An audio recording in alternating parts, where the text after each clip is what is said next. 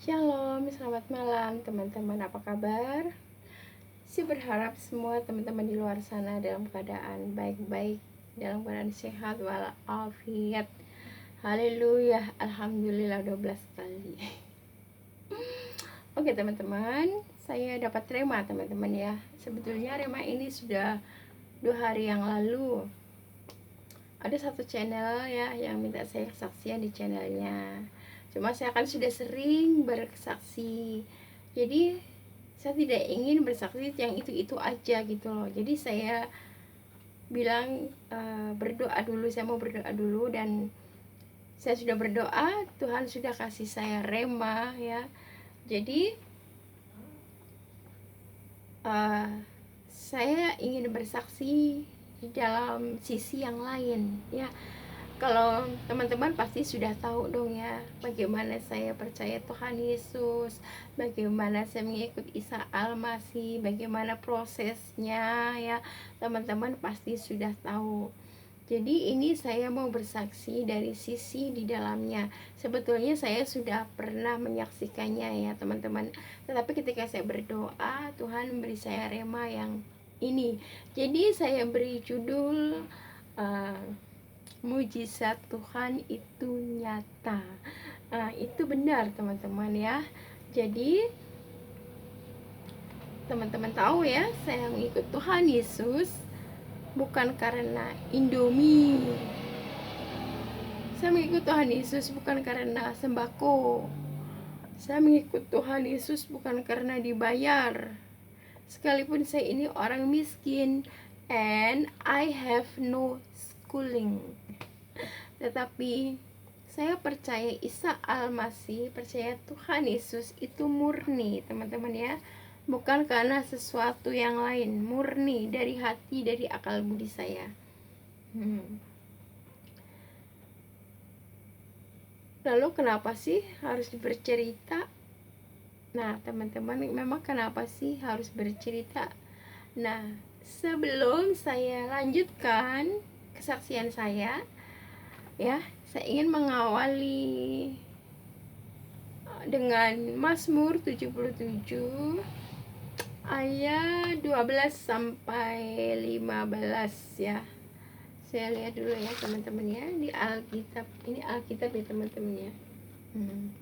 Orang bilang ini Bible palsu, tetapi yang palsu inilah yang mengubah hidup saya ya. Mazmur 77 ayat 12. Demikian firman Tuhan.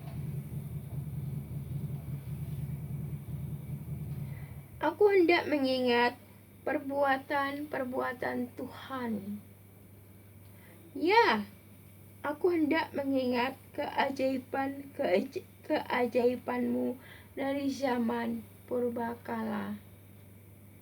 Aku hendak menyebut-nyebut segala pekerjaan-mu dan merenungkan perbuatan-perbuatan-mu.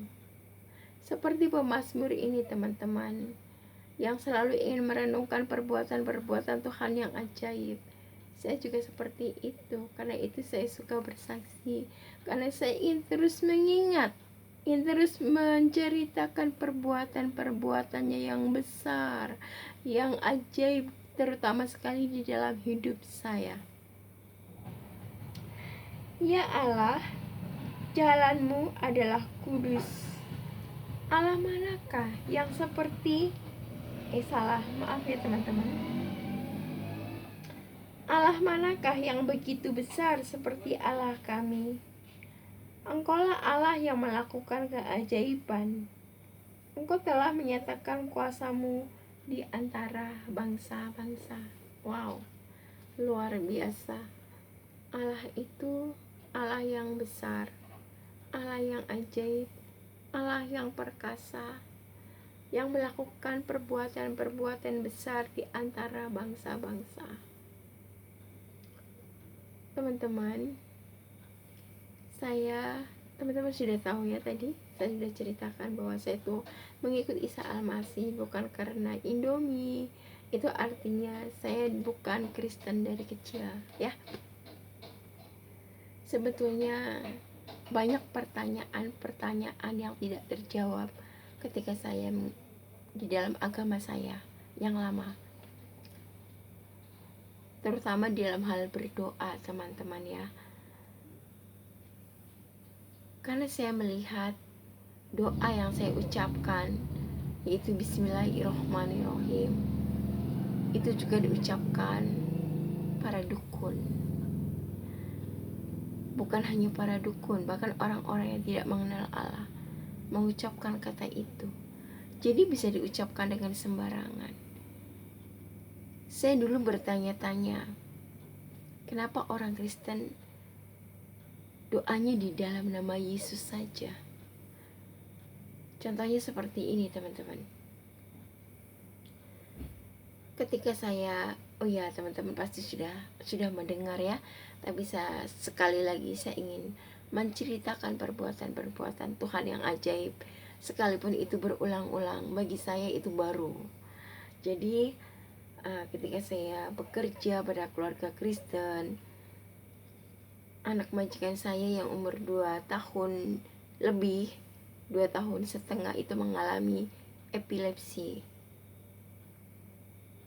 Kalau menurut dokter, epilepsi ini bukan penyakit yang keturunan, juga bukan penyakit yang menular, dan bisa disembuhkan kalau minum obat secara teratur selama 2 tahun. Wow, lama bingung. Dan ketika majikan saya membawa anak majikan saya kena epilepsi ini ke gereja, suatu keanehan buat saya, teman-teman. Kenapa pendeta itu berdoa? Dia tidak pakai mantra-mantra, tidak pakai ayat-ayat suci, tidak pakai ayat-ayat yang dihafal-hafal. Cukup di dalam nama Yesus. Saya melihat di depan mata kepala sini Pak Pendeta, Pak Timotius ya, dia tumpang tangan di kepala anak majikan saya ya, dia tengking di dalam nama Yesus, iblis keluar, roh jahat keluar, setan keluar, kuperintahkan kamu keluar di dalam nama Yesus. Wow, epilepsi itu ternyata roh jahat loh.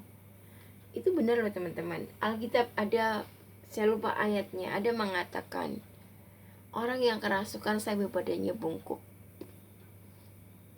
Jadi kalau secara jasmani kita sakit, tubuh kita sakit, tetapi sesungguhnya itu roh-roh setan.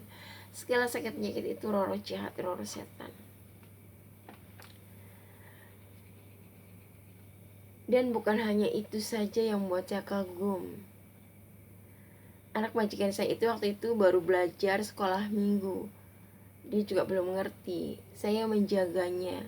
Jadi saya mendengar cerita-cerita bagaimana Tuhan Yesus menyembuhkan orang yang buta sejak lahir, orang yang lumpuh berjalan, orang mati dibangkitkan.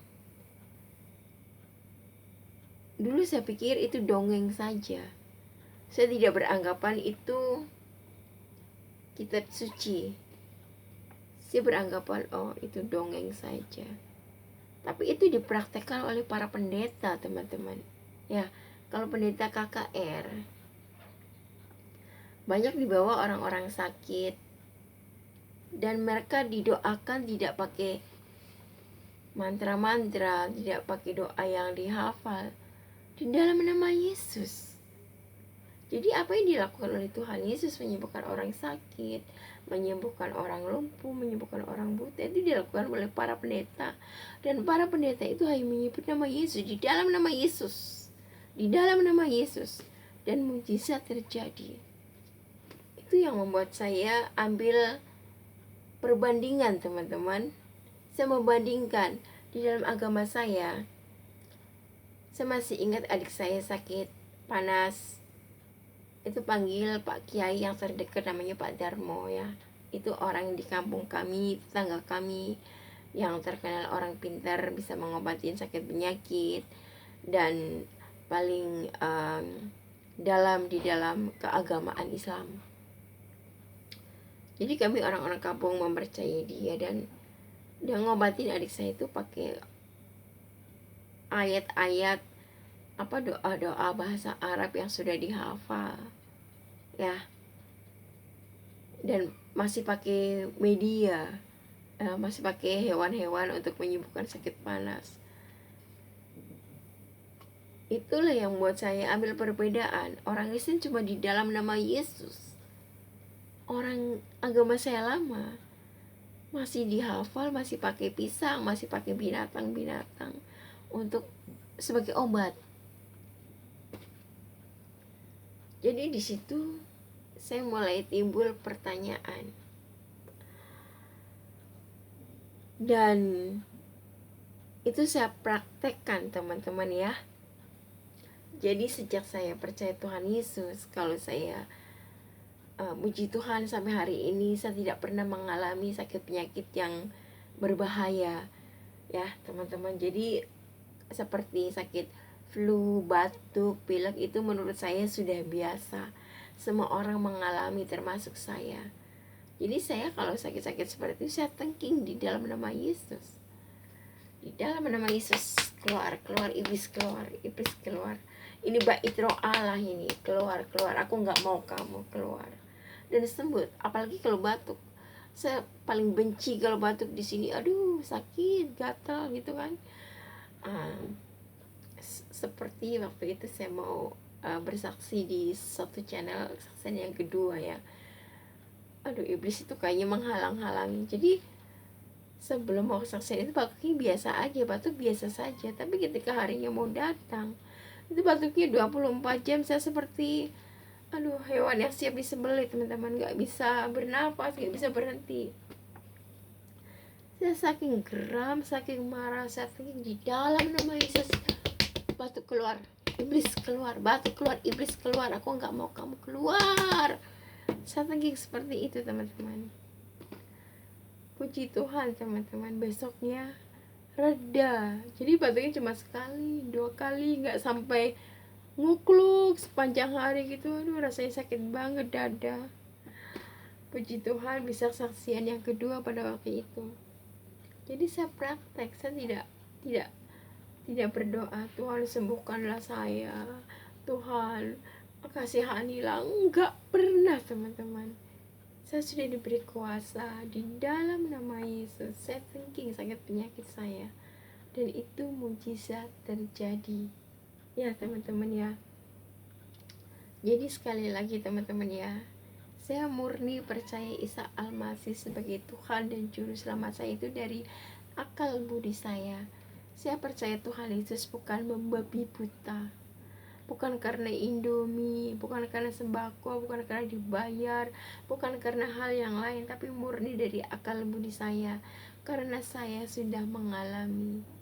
Jadi teman-teman di luar sana, kalau teman-teman di luar sana ini mencari Tuhan yang benar, Tuhan yang benar-benar Tuhan, itu pasti berkuasa.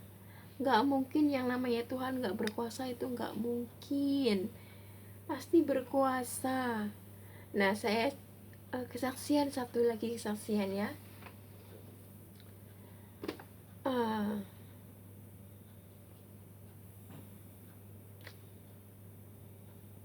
Ketika saya baru pulang ke tanah air, saya dulu seorang TKW ya teman-teman sudah tahu ya.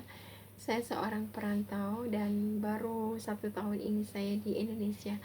Jadi ketika saya baru pulang ke tanah air, rumah saya kan lama dihuni orang, jadi sudah rusak gitu ya. Jadi saya ingin renovasi. Jadi tukangnya itu kan sibuk.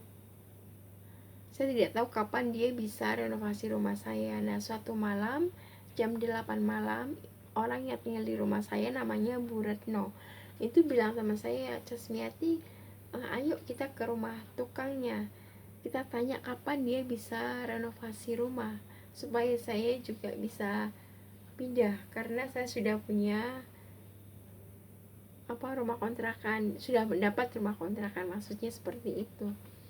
Saya mah oke aja karena saya juga free. Oke lah Bu, kita pergi ke sana. Dan ketika saya sampai di sana, ternyata bapak-bapak pada di depan pada minum-minum rame. Saya pikir ada hajatan kali ya.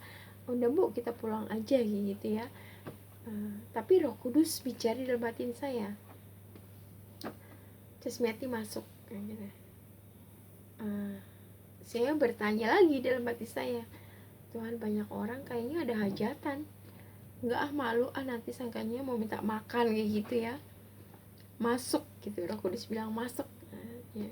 Saya bilang, Bu Retno, ayo kita masuk dulu deh, kita lihat ada apa sih di dalam. Udah nyampe sini malu nanti kalau yang punya rumah lihat sangkanya kita kenapa gitu. Ya udah yuk masuk. Pak, ini ada apa ya Pak ya? Udah gitu kita masuk. Wah, ternyata teman-teman di ruang tamu itu ya seorang nenek-nenek yang sudah selama 7 tahun mengalami sakit lumpuh ya, itu sedang sekarat teman-teman ya, dikelilingi anak cucunya yang sudah ngumpul, dan cucu-cucunya itu lelaki perempuan baca Yasin, baca Quran. Itu sekarat dari jam 11 pagi, saya datang jam 8 malam. Bayangkan berapa jam itu ya.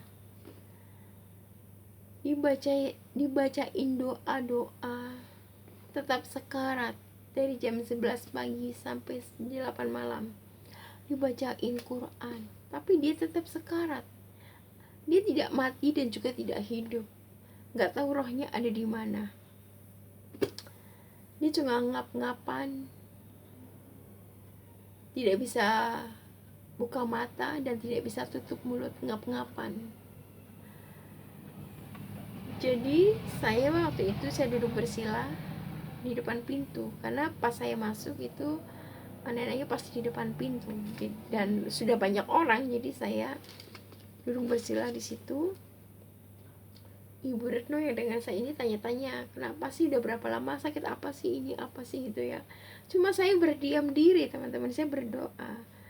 Saya tanya Tuhan apa yang harus saya lakukan, saya disuruh ngapain, Tuhan saya disuruh ngapain gitu kan. Saya begitu tanya kurang lebih 10-15 menit ya teman-teman, itu sampai lama loh, tapi nggak ada jawaban. Jadi saya bilang, Bu Retno kita pulang yuk, nggak enak udah lama di sini gitu ya. Tapi begitu saya bangkit berdiri, Roh Kudus bicara doa. Doa? Dia bilang, Tuhan saya Kristen. Teman-teman, saya ingat saya pernah dengar kesaksian ya, kalau orang yang sudah sekarat begitu didoakan itu biasanya mati. Kalau nggak mati manifest. Itu saya sudah membayangkan itu. Saya bilang, Tuhan, nanti kalau dia kelepek-kelepek sangkanya saya kenapa kan saya Kristen gitu ya. Terus kalau dia nanti mati bagaimana gitu kan. Saya ketakutan. Tetapi Tuhan bilang sama ibu ini, Isa Al-Masih sudah mengampuni dosa ibu. Cuma bilang gitu. Jadi saya berbisik di telinganya si nenek ini, Bu, Isa Al-Masih sudah mengampuni dosa ibu. Saya juga nggak tanya, Tuhan memangnya dia dosa apa. Saya nggak tanya gitu, pokoknya saya nurut aja. Bu, Isa Al-Masih sudah mengampuni dosa ibu. Dalam pikiran saya, mungkin ibu ini dulunya suka main dukun kali ya, makanya matinya susah kali ya. Maaf teman-teman, saya nggak ada maksud menghakimi, tapi saya bertanya dalam hati seperti itu. Kok Tuhan Yesus, maksud saya Roh Kudus kok nyuruh saya menyampaikan pesan itu gitu loh. Bukan minta saya berdoa loh, minta saya menyampaikan pesan bahwa dia itu sudah mengampuni. Saya nurut aja sih bilang gitu. Dan ketika saya sampaikan begitu, ibu itu langsung iya.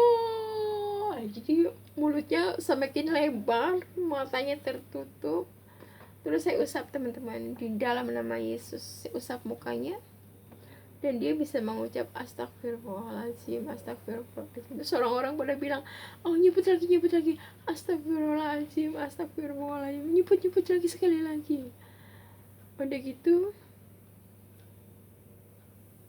orang-orang yang itu cucu-cucunya yang ngaji pada ngeliatin saya teman-teman.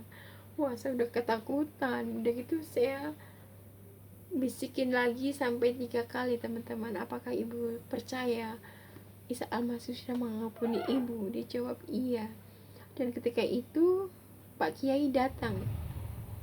nggak tahu Pak Kiai atau imam atau ustadz, saya nggak tahu lah, pokoknya kayaknya sih tokoh agama kayak gitu ya masuk. Jadi saya pamitan pulang teman-teman ya, siap pulang. Terus besok pagi si bapak ini yang tukang ini datang ke rumah Ibu Retno, bilang kalau ibunya sudah bisa ngomong, bisa duduk, bisa makan. Kata ibu, hah, semalam kan sudah sekarat, udah sembuh itu Bu, alhamdulillah katanya gitu. Jadi itu hari Jumat ya teman-teman ya, ibunya sudah sembuh. Pas hari Senin saya ngasih DP, saya sengaja datang pagi-pagi ke rumahnya ngasih DP untuk renovasi rumah saya. Jadi pas nggak ada orang teman-teman ya, anak-anaknya kan pada kerja dan pak pak tukangnya ini juga sendirian di rumah, dan pas saya datang dia sedang mandi.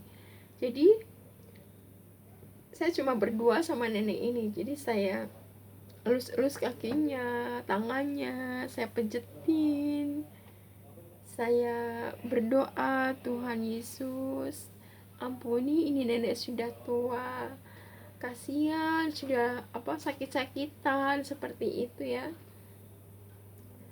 biarlah nenek ini boleh mengalami sukacita, boleh beristirahat. Saya bilang gitu. Saya nggak mendoakan supaya dia mati teman-teman, enggak teman-teman.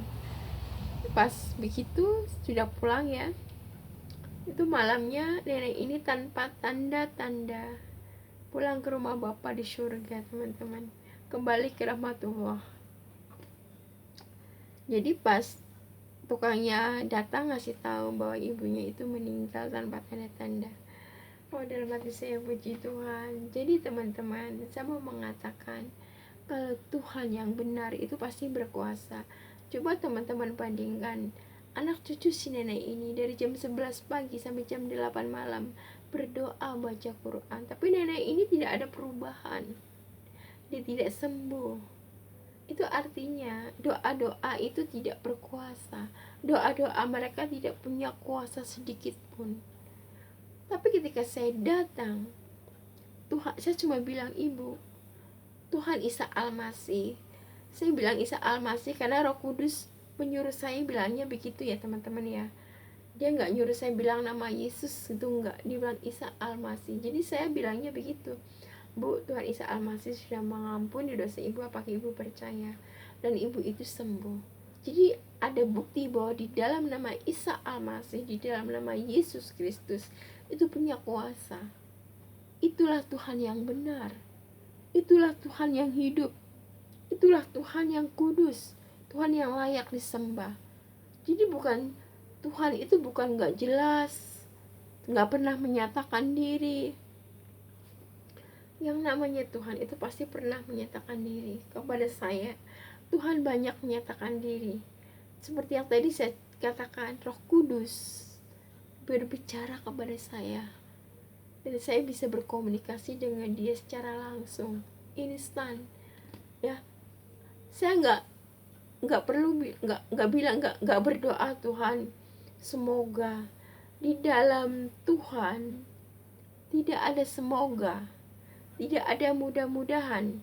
Kalau iya ya katakan iya, kalau tidak katakan tidak. Kalau Tuhan bilang masuk surga, pasti masuk surga. Kalau Tuhan bilang tidak, berarti tidak. Jadi nggak ada setengah-setengah mudah-mudahan, nggak ada teman-teman ya. Janji Tuhan tuh iya dan amin.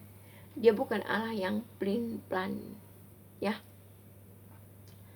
Jadi itu rema yang saya dapat teman-teman, dan saya ingin tutup kesaksian saya ini, sharing saya ini dengan ayat yang saya ambil dari Markus 5. Markus 5 berapa ya? Markus 5 yang Markus 5 ya. Yesus mengusir roh jahat dari orang Gerasa. Saya bacakan ya teman-teman ya. Ini bukti bahwa Yesus adalah Tuhan. Karena banyak orang di luar sana mengatakan Yesus itu hanya sekelas nabi. Yesus itu hanya nabi, hanya utusan. Ya, saya ingin membuktikan bahwa dia adalah Tuhan. Dan inilah kesaksian saya. Di sisi yang lainnya itu pengalaman bersama dengan Tuhan yang saya sudah ceritakan tadi ya, teman-teman pastinya sudah pernah mendengar, tapi saya seperti yang tadi katakan pemazmur, saya ingin menceritakan perbuatan-perbuatan Tuhan yang besar ya. Jadi perbuatan Tuhan itu ajaib, karyanya ajaib, itulah Tuhan yang benar. Dan sebagai penutup saya ambil dalam Markus 5 ayat 1 sampai 15 saja ya. Demikianlah firman Tuhan. Yesus mengusir roh jahat dari orang Gerasa. Lalu sampailah mereka di seberang danau di daerah orang Gerasa. Baru saja Yesus turun dari perahu, datanglah seorang yang kerasukan roh jahat dari pekuburan menemui dia. Kerasukan roh jahat artinya kesurupan ya teman-teman ya, kesurupan setan. Orang itu diam di sana dan tidak ada seorang pun lagi yang sanggup mengikatnya sekalipun dengan rantai. Jadi orang yang kesurupan ini ya teman-teman seringkali memukuli dirinya, mengamuk, dan tidak ada seorang pun yang bisa mengikat dia. Sekalipun dengan rantai nggak bisa diikat karena dia sudah kesurupan, banyak setan di dalam tubuhnya. Karena sudah sering ia dibelenggu dan dirantai, tetapi rantainya diputuskannya dan belenggunya dimusnahkannya, sehingga tidak ada seorang pun yang cukup kuat untuk menjinakkannya. Siang malam, ia berkeliaran di pekuburan dan di bukit-bukit sambil berteriak-teriak dan memukul dirinya dengan batu. Ketika melihat Yesus dari jauh, orang yang kesurupan ini melihat Tuhan Yesus dari jauh. Lalu apa katanya? Berlarilah ia mendapatkannya, lalu menyembahnya.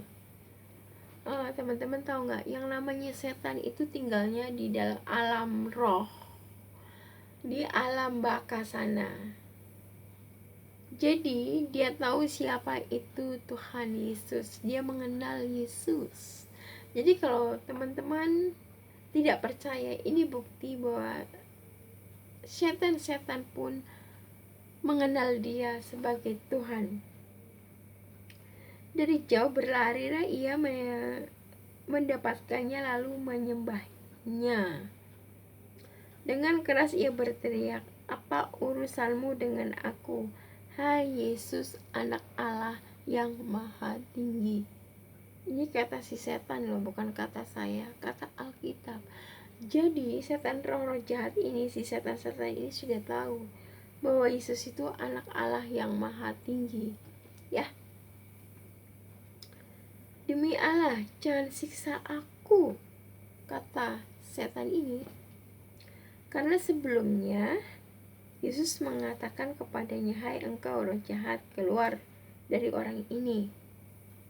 Kemudian ia bertanya kepada orang itu, "Siapa namamu?" Jawabnya, "Namaku Legion, karena kami banyak."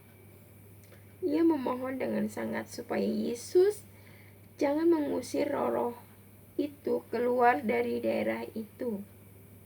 Adalah di sana di lereng bukit sejumlah besar babi sedang mencari makan. Lalu roh itu meminta kepadanya, katanya, "Suruhlah kami pindah ke dalam babi-babi itu, biarkanlah kami memasukinya." Yesus mengabulkannya permintaan mereka. Lalu keluarlah roh jahat itu dan memasuki babi-babi itu. Kawanan babi yang kira-kira 2000 jumlahnya itu terjun dari tepi jurang ke dalam danau dan mati lemas di dalamnya. Bayangkan teman-teman, satu orang, satu tubuh dimasuki setan 2000 setan, 2000 roh, namanya Legion. Dan ketika roh setan ini melihat Yesus, dia takut disiksa, takut dilempar ke neraka. Akhirnya dia minta izin kepada Yesus supaya dia masuk ke dalam babi-babi itu. Dan babi-babi itu yang kesurupan roh itu akhirnya terjun ke danau dan mati lemas. Jadi teman-teman, itulah kesaksian saya dari sisi yang lain. Kalau yang kesaksian yang sudah yang pertama-tama, saya biasa bersaksi bagaimana saya, background saya dari mana, asal usul saya dari mana, bagaimana saya mengenal Yesus.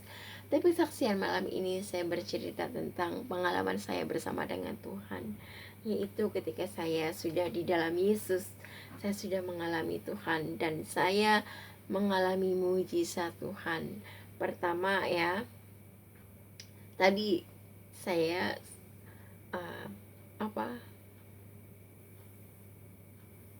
ke rumah nenek dan diutus untuk menyampaikan kepada nenek ini bahwa Isa Al-Masih sudah mengampuni dosanya. Itu mujizat yang luar biasa, itu anugerah buat saya. Dan yang kedua, saya kalau sakit saya juga thanking. Saya nggak bilang Tuhan sembuhin aku dong, Tuhan tolong sembuhin aku. Enggak teman-teman, saya thanking karena Tuhan sudah kasih saya kuasa. Di dalam nama Yesus, iblis keluar, gatal-gatal keluar, dalam nama Yesus keluar. Sakit penyakit keluar, ini baik roh Allah keluar. Seperti itu teman-teman. Jadi thanking, usir. Kita sudah diberi kuasa untuk mengusir roh jahat, roh setan. Kenapa tidak dipakai? Ya, jadi jangan cemen. Jadi seperti itu teman-teman ya. Sekali lagi, saya percaya Tuhan Yesus bukan karena Indomie. Saya percaya Yesus bukan karena dibayar. Saya percaya Yesus murni dari akal budi saya. Murni pengalaman bersama dengan Tuhan. Murni mengalami Tuhan. Bukan membabi buta, ya, bukan ikut-ikutan. Bukan buta percaya tanpa mengetahui. No. Dulu ketika saya Islam, saya percaya secara membabi buta. Karena saya percaya itu keturunan orang di kampung saya Islam semua. Jadi saya cuma ikut-ikutan. Diajarin ngaji, ya ngaji. Ngaji juga cuma diajarin bahasa Arabnya saja. Ya. Jadi apa yang orang lakukan itu saya ikut-ikutan. Tapi ketika saya Kristen, itu murni dari akal budi saya sendiri dan saya mengalami itu. Saya mengalami Tuhan di dalam hidup saya. Ini baru kesaksian sebagian dari rema yang telah Tuhan berikan